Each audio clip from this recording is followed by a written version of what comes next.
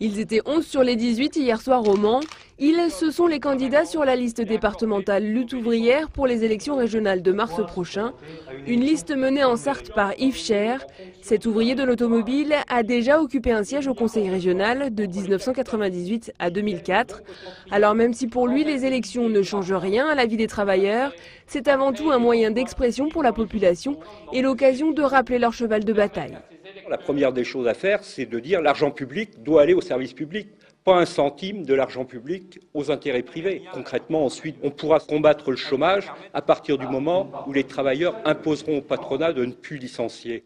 En 2004, LO avait fait liste commune avec la LCR, devenue depuis le NPA, nouveau parti anticapitaliste.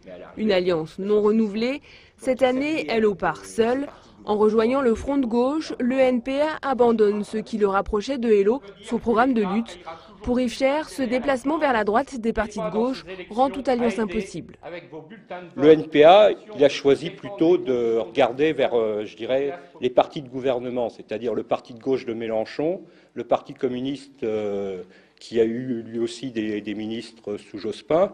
Nous, on s'adresse à la population, aux travailleurs, pour dénoncer justement le capitalisme, leur permettre de dire leur colère, leur rage, et de se prononcer sur un programme de lutte. Et ça, on est les seuls à le faire. LO se lance donc seul dans ces élections. En 2004, allié à la LCR, la liste avait obtenu 6,07% des suffrages au premier tour.